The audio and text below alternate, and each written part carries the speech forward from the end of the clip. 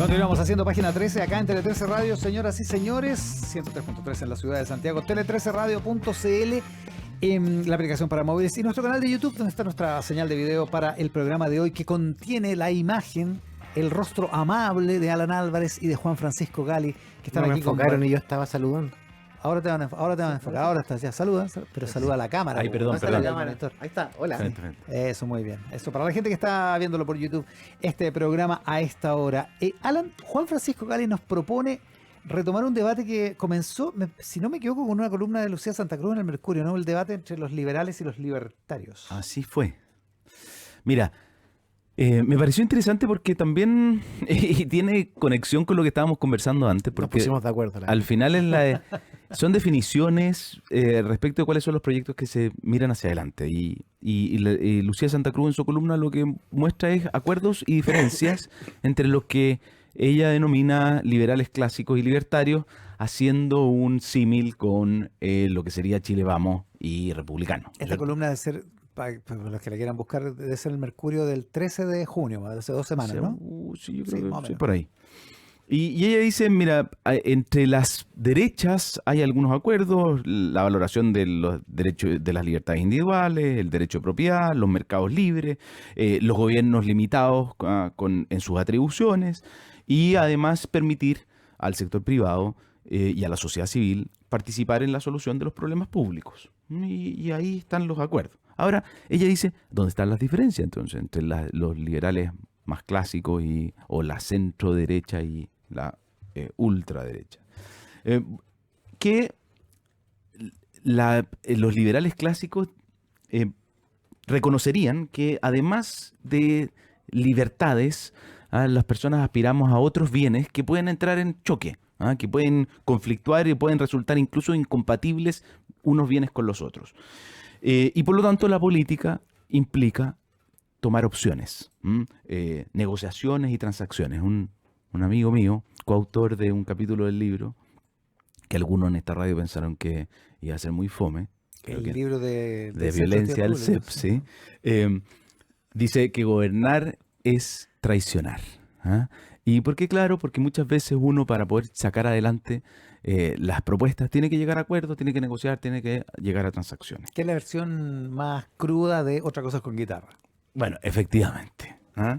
Y que a este gobierno le costó bastante al principio entender. Y además entonces somos miembros... Defiéndete. No, pero es que palabras necia, oído sordo. Pues, quizás lo comprendió desde un principio, pero la ciudadanía no lo notó. Puede ser. Eso puede también. ser. Como dice mi candidata, este gobierno corrigió el camino a partir de un punto. Partió muy mal, dijo. Partió muy mal. Le pongo un 5-4 porque partió muy mal, después O sea, partió con Isquia Siches valía en Temuco y Cuy, como al día 2 de gobierno. No, literal. sí, y sacó una bandera mapuche para que no la... en señal de paz, yo soy amiga de ustedes. Sacó una bandera mapuche, ¿verdad? Sí, pues. No, llevan, uno de los autos llevan otra, sí. ¿En serio? Sí. No me acordaba de eso. Y ni siquiera la del Lucero, sino la Buenufoy, es la que tiene el sol, ¿no? Sí, es de película. No me acordaba de ese momento. Sí, o sea, me acuerdo, por supuesto, del incidente. Después pero... fue la chambonada, como... Y así. Dejémoslo así. Sí. Okay. Bueno. No me hagas defender al gobierno que lo critico. Ahí se enoja Juan Francisco Gali, porque empiezan con lo de él, el avión de los venezolanos. Ya, ok. ¿No es que el avión era de él? Sí, efectivamente. Ya, pero oye, ¿pero qué sentiste cuando dijo eso? Y dije, no puedo creer lo que está diciendo. Como... No, sí. O sea, lo que hice fue transmitir que yo no iba a tener una discusión en base a mentiras, sino que autocorrigieran. Y autocorrigieron. O sea, al final era evidente que era totalmente falso y que había sido una equivocación flagrante, producto de la mala información y producto de no saber tocar la guitarra también. Como diría Charly García, pequeñas anécdotas sobre las instituciones. Es Dicho verdad. eso, volvamos al punto. Gobernar es tradicional. Exactamente. Entonces, junto con los individuos, somos miembros de una sociedad, compartimos un destino común y por lo tanto requerimos cooperar. Y esa es la diferencia. Pero lo interesante es que le responde un intelectual argentino en una columna en el Mercurio también, ¿Ya? a Lucía Santa Cruz, porque ella hizo una mención a Milei. Y él le dice, mire, ¿sabe qué? Esta discusión entre liberales clásicos y libertarios es una ilusión en Argentina. ¿Por qué? Porque la posibilidad de equilibrar la libertad económica con la justicia y el orden social es una utopía en la Argentina actual. Dice, los gradualismos, las soluciones elegantes, la moderación parecen ser lujos reservados para los sistemas que funcionan, mientras que en Argentina lo primero es que se debe superar la crisis. Ya, estado de emergencia. Por decirlo así, Exactamente. Y mira, y la verdad es que eso uno debería llevar a la reflexión de si es que nosotros estamos en esa situación de tal nivel de crisis como para simplemente desechar la moderación y ir por el radicalismo. Intuyo que tú crees que no, digamos. Mira, porque más que yo creo que cualquiera que hiciera una evaluación, Chile hoy día no es ni la Argentina de los Kirchner, ni El Salvador de antes de Bukele, no es ni Cuba ni Venezuela. Y podríamos concordar la gran mayoría de los sectores políticos. Bueno, partiendo hay Estado de Derecho. Pero hay algunos que dan señales de que parecieran creer eso. O sea, cuando uno mira el spot del candidato Winter y nos muestra un Chile donde hay unos señores que se reparten, ¿no es cierto?, la plata, se parece mucho a lo que Hades describe como la casta que oprime a través de un sistema de incentivos, privilegios y complicidades que coloniza el Estado y reproduce el fracaso. Eso es lo que dice Hades respecto de la Argentina. Bueno, se parece bastante a lo que describe o parece describir Winter en esa mesa del poder. El oficialismo acusa que hay presos políticos en Chile. Bueno. Es como, ¿de quién son los presos entonces? Efectivamente. Pero también se parece, la verdad, cuando nos hablan de un gobierno de emergencia y un cambio radical, o cuando nos dicen en un titular de diario que la moderación no es más que falta de determinación o falta de carácter. Le repartió para todos lados. Entonces, pero a lo que voy yo es que... Esos últimos de Arturo Esquella, el domingo en la tercera. Así fue. De ahí viene lo de la derecha cobarde, entonces. Entonces, entonces lo que tenemos que hacer en realidad es, para no llegar a esa crisis, es hoy día desafiar el status quo. Porque sabemos que hay algunas cosas que tenemos que reparar y las tenemos que reparar ya. Sabemos que el Estado no está funcionando. No necesitábamos el escándalo de las licencias médicas para saber que necesitamos hacer una reforma grande en el Estado.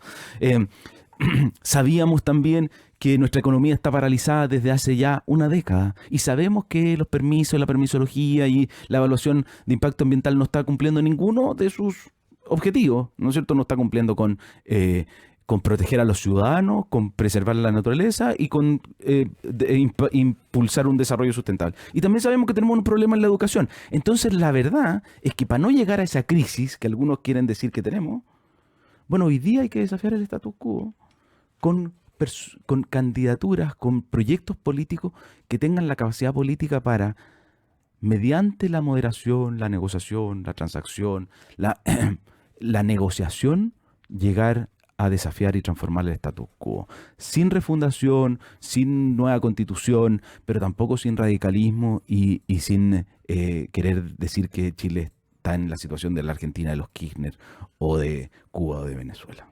Alan Álvarez, ¿qué opinas de esto? Opino varias cosas, pero lo primero es señalar que es chistoso, interesante esto de las discusiones epistolares que suelen tener nuestros intelectuales en Chile.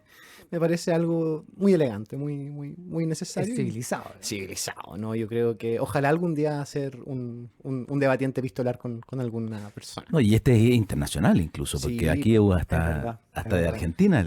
El Mercurio logra siempre esa tribuna. Puede ser. Bueno. También Tele 13 Radio, ya está. Y Tele 13 Ya que estamos. también. No, pero aquí no son... No es escrito, pues. Claro. Es verbal. Es el audio. Y aquí puede sí. Pues aquí. Sí. Se entiende Ahora, en mejor. ningún caso es la muralla, que es el papel de la canalla. Yo creo que efectivamente hay acuerdos en el mundo de la derecha, y si me apuraba un poquito, yo creo que los acuerdos están situados en el pensamiento de Adam Smith, básicamente en lo que plantea en la riqueza de las naciones, en el rol del Estado. O sea, el Estado debe impartir justicia, el Estado debe estar a cargo de la seguridad, el Estado debe estar a cargo de las obras públicas, y ojo que el Estado también, para Adam Smith, debe estar a cargo de la educación y tener un rol desde el punto de vista de su pensamiento, y creo que aquello en lo que la derecha coincide, debe tener un rol mínimo o acotado en el funcionamiento de la democracia, ¿no? Ahora, en cuanto a las diferencias, yo te diría que creo que hay tres grandes diferencias entre estas derechas.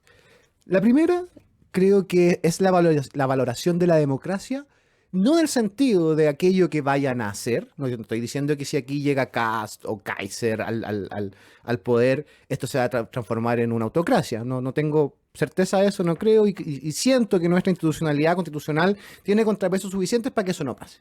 Y imagino que Chile Vamos tampoco se prestaría para algo de esas características. Sino más bien en la democracia como una institución de este país que tiene una historia, que tiene una trayectoria y que significa un relato histórico. Y ahí creo que efectivamente hay una relativización de lo que es la democracia y creo que está muy en el germen, ¿no? Y siento que hay una diferencia súper grande, porque el presidente Piñera tuvo una línea muy concreta en esta materia y sin embargo nosotros vemos, bueno, es que me acabo de contradecir el punto, porque la candidata de Juan Francisco dijo algo un poquito distinto de eso, pero en general Chile Vamos no está de acuerdo con reivindicar un golpe de Estado. El otro lado sí. Ya. Segundo, en materia de derechos humanos. Fue en las canillas, ¿no? Sí, no, es que me di cuenta después, perdón, ando con la mente un poco revuelta. Es que tenía elecciones el domingo. Sí, en materia de derechos humanos también hay un asunto, ¿no? Como que los distingue. Y creo que eso es claro. Y tercero, y que me parece como lo más intrigante de todo, hay una diferencia en materia de método científico. Como aquellas cuestiones que están respaldadas por la evidencia, aquellas cuestiones que están respaldadas por la academia, por la experiencia. Hay un sector, que es esa derecha cabeza de antena que le dicen, cabeza de aluminio, que cree en teorías más conspirativas, que cree en que lo del cambio climático no es cierto, que piensa en contra de las vacunas. Y ahí hay efectivamente una posición que yo creo que no es sana para el funcionamiento de un país que tiene interés en prosperar. Y la tercera gran cosa que me pasa con esto es que siento que hay una tendencia en la derecha a buscar referentes internacionales, así como alguna vez fueron, no sé, Margaret Thatcher, figuras de una impronta un poquito más elevada.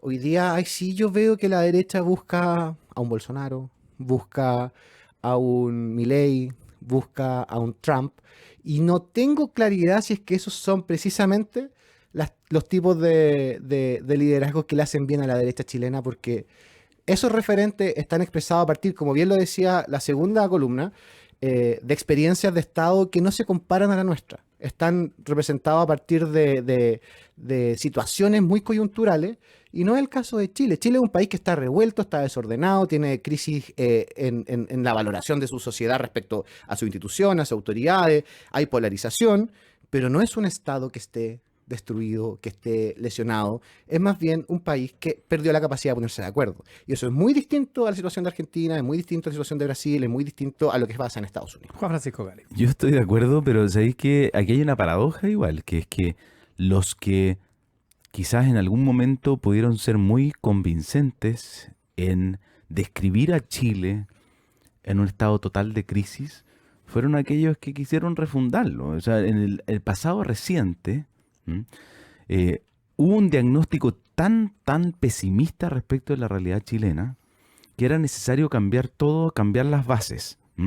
Y eso lo vivimos durante el proceso constituyente.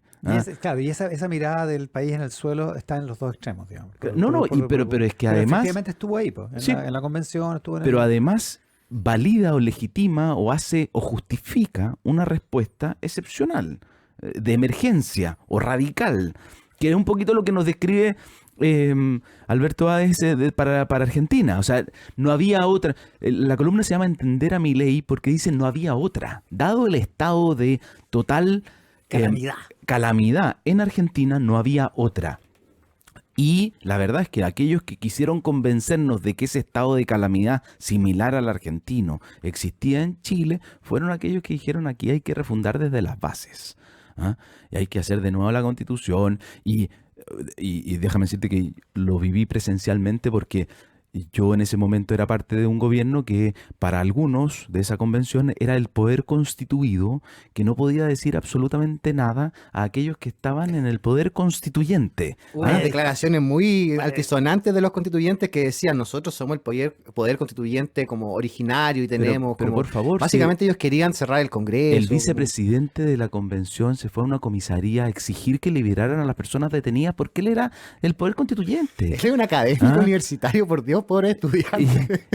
Entonces, mira... Vaya disquisiciones que había en esa época. No, Dios mío. Entonces, lo único que te quiero decir es que los que nos llevaron a ese diagnóstico increíblemente legitimaron no solo respuestas de la ultraizquierda a ese diagnóstico, sino también respuestas desde la ultraderecha. ¿Ah? Y yo en eso sí hago una crítica en que háganse cargo de los efectos que producen las cosas que hicieron, en primer lugar, pero en segundo lugar creo que hay que disputar ese diagnóstico en que, y por suerte la institucionalidad chilena fue lo suficientemente sólida para resistir ese impulso, rechazó no uno, sino 2 propuestas constitucionales. Y la de usted y la nuestra. Aunque esta no era tan mía, así que... la otra no. Tampoco era tan de entonces, la verdad es que a favor para reformar. Hoy día lo que deberíamos reflexionar es cuál es el estado de Chile. Ahora, lo que sí es importante es que la inercia, es decir, no hacer nada ahora, y por eso la defensa de tanto de la centroizquierda como de la centroderecha no puede ser seguir igual, porque hay que transformar, hay que mover esa inercia actual para que realmente la democracia, volver a pedirle a los ciudadanos que confíen en los procesos democráticos, en la moderación, en la negociación y en la transacción como mecanismos de cambio y transformación para resolver sus demandas ciudadanas, para no llegar al momento en que esa inercia y ese status quo nos lleve a que solo los gobiernos de emergencia, los radicalismos y los extremos son los que son capaces al menos de convencer, no sé si todavía muy efectivamente, de solucionar los problemas que tienen los ciudadanos. Vamos a ver cómo avanza eso. Oye, en términos de la discusión al interior de la derecha, es interesante que Evelyn Matei va a ir el lunes, después de la primaria, en la tarde, a las 6 de la tarde, a una reunión del Centro de Estudios Libertarios. Chuta. A un conversatorio presidencial sobre economía y seguridad al Centro de Estudios Libertarios. Es como el mundo libertario que está organizado acá en Chile. Que no sé si conversa mucho con el mundo de Kaiser. No sé si son necesariamente lo mismo. Me parece que no, de hecho. Pero... Porque puede que sean libertarios de verdad. Perdón. Eso, lo dijiste en voz alta. Así que eso pasa el lunes a la tarde. O sea, ese diálogo va a tener que estar en algún momento. Pero es que yo lo encuentro muy interesante, porque creo que además Evelyn Matei refleja muy bien eso en que ella tiene una trayectoria política que da cuenta de este saber de hacer política, digamos, de haber sido senadora de oposición, pero haber concurrido con su votación, incluso más, con su voluntad y dedicación a reformas que llevó adelante el gobierno del presidente Lagos, por ejemplo, como el auge, por ejemplo, como la reforma al sistema sanitario, donde era un gobierno distinto, donde políticas eran no necesariamente totalmente concordantes con el ideario de la derecha, pero donde era necesario avanzar para darle solución a un problema que era urgente, que era el problema de la salud, con una solución que fue bastante novedosa y que hoy día podríamos evaluar como exitosa, que es priorizar finalmente 84 hoy día patologías que son especialmente graves y que son frecuentes en la ciudadanía. ¿Para qué? Para que esas personas tengan el primer lugar o la preferencia en la atención, y si no pueden ser atendidas por el sector público, que tengan garantía de que van a ser atendidas por el sector privado. Alan Álvarez. Bueno, eso es muy parecido a un Sebastián Piñera votando a favor del monumento de Salvador Allende en la Plaza de la Constitución, y es muy distinto a un José Antonio Caz votando incluso en contra de la ley Cholito. O sea, estamos hablando de ese ánimo de colaboración. Y me lleva a la siguiente pregunta. Gane quien gane el próximo gobierno, ¿va a haber colaboración entre todos estos mundos y este sistema político fragmentado? ¿Vamos a lograr que, por ejemplo, personas de sectores distintos, incluso, o sea, intrasectores y como extrasectores, logren ponerse de acuerdo en sacar adelante una agenda? Porque es voluntarista suponer que porque gane la derecha, el país vaya a tener un Congreso más civilizado que el que tenemos ahora. Entonces, va a haber ese ánimo realmente y vamos a poner las alertas suficientes para decir, oye, ojo, que en verdad la gente en algún momento se va a cansar de este jueguito y la democracia como tal va a perder su valor. Esas son la típica pregunta de ¿usted cuánto valora la democracia? Y la gente cada vez más dice como a mí me da lo mismo, yo quiero vivir tranquilo. Lo segundo es que si hay un sector con mayorías que... Lo que dice la CEP es peor, porque dice para personas como yo, claro, da lo mismo. Da lo mismo. Exacto. Esa es la pregunta típica y es brutal cómo ha ido subiendo esa tendencia. Segundo, ya, démosle la apuesta de que algún sector saca mayorías. Esas mayorías, ¿cómo las va a ejercer? ¿Las va a ejercer pasando la planadora? ¿Las va a ejercer construyendo acuerdos? ¿Las va a ejercer gobernando con las minorías? Ay, preciso. Tiene que ver, Alan, con lo que hablábamos antes, la votación de los estados de excepción. Porque fíjate, ¿cómo se componen las mayorías en ese? Quizás estoy haciendo... Esas mayorías son colaborativas, en ese ejemplo específico de los estados de excepción. Es raro de interpretar, porque fíjate que cuando uno escucha a las autoridades, el propio presidente en su cuenta, o la ex ministra del Interior, o la actual ministra de Seguridad, dicen, mire, ¿sabe qué? Gracias a nosotros que hemos mantenido el estado de excepción, en la Araucanía hay menos violencia. Pero resulta que esas mayorías para mantener ese estado de excepción son con la concurrencia de la centroderecha. Y los votos en contra de la izquierda, digamos. No, yo igual soy de izquierda, pero... Sí, está bien. No, de la ultraizquierda, como tú quieras. Pero a lo que voy es que, ¿cuáles son las mayorías entonces, si, eventualmente en el futuro? ¿Cómo se van a componer las mayorías que apoyen distintas iniciativas? ¿O en realidad va a ser una negociación permanente? O sea, si gana Evelyn Matei, ten por seguro que parlamentarios de la alt-right chilena se van a comportar igual, idénticamente, como se ha comportado el Frente Amplio y el PC en ese eventual gobierno. O sea, eso va a pasar. Bueno, si eso ya lo comprobamos. José Antonio Caz se declaró oposición al gobierno del presidente Sebastián Piñera. No es muy halagüeño el panorama. Pero bueno, para empezar hay que contar los votos del domingo. Sí, para empezar. Todo puede pasar, ¿no? Este año. Oye, a propósito, yo espero, y que la gente que nos está escuchando me ayude, a que le digamos a Daniel Jadwe, que ayer dijo que Carolina Toá no iba a ser ni candidata ni presidenta, a que le digamos, esto es como Pamela Giles, ¿no? Nietitos, váyanse para la casa, no los quieren. Como lo mismo, como dejémosle a Daniel Jadwe tranquilo en su casa y que resuelva sus problemas judiciales y vayan a votar este domingo porque hay una toalla. Ya, pues Alan, pero si es que de nuevo quería ocultar el conflicto cuando en realidad el conflicto ¿Tú crees que Daniel Jadwe quiere que gane Janet Jara? Yo creo que no. Pero ahí está el punto. Sí, pues. Pero es un tema de ellos, como de los comunistas. Pero van a ser parte de la coalición. Vamos, primero contemos los votos del domingo. Alan Álvarez, Juan Francisco Gali, la edición de hoy de Página 13. Una revista para escuchar el cierre de cada día. Página 13. El mejor análisis en voces atentas a la actualidad. En un mundo en donde cada vez más se hacen los despistados, en WOM decidieron ser más WOM que nunca, más reales, más apasionados, más comprometidos y más apañadores. WOM, nadie te da más. Mucho antes de que se inventara la radio, los pueblos originarios ya usaban IA, inteligencia artesanal. Hoy esa herencia sigue viva en Primeros Pueblos. Visítalos en Casa Costanera, Mall Plaza Trébol, Temuco o en primerospueblos.cl, una iniciativa de CMPC. Llega a Chile Prudential AGF, en alianza con AFP Habitat para que ahora tengas más alternativas de ahorro voluntario para tu pensión con Prudential AGF. Conoce más de esta alianza en prudentialagf.cl. Grupo CAP, símbolo del desarrollo minero industrial chileno, impulsa el futuro con empresas diversas, unidas por un propósito común: liderar en materiales y soluciones críticas para la descarbonización. Desde Chile siguen construyendo un mañana sostenible. Conoce más en cap.cl. Atención amantes de la Whopper y la Rodeo King, todos los jueves disfruta un 40% de descuento en Burger King pagando con tus tarjetas Santander en locales o en Auto King. Elige tu hamburguesa favorita y ahorra. Más info en santander.cl. Santander, es el momento. Todo lo que tu empresa necesita con un solo clic. Incorpora Softland, el más completo software de gestión con soluciones de e-commerce, finanzas, capital humano, comercial, gestión y operaciones. Visítalos en softland.cl. Página 13. Chris Isaac, que va a empezar a cantar. Esta empezó a cantar. Nació un día como hoy de 1956, entonces cumple 69 años. Chris Isaac. Ahí está. Y ahí está. Colin Gringo, del bajista de Radiohead, cumple 56. Gilberto Gil, cantante, compositor, ex ministro de Cultura de Brasil, pues fue ministro de Lula. Nació un día como hoy de 1942. También la vocalista y fundadora y líder de Berlín. Eso es como de Alberto Plaza, ministro de Matei, ¿no? ¿Sería? ¿Gali? No sé. Perdón. Creo que eso es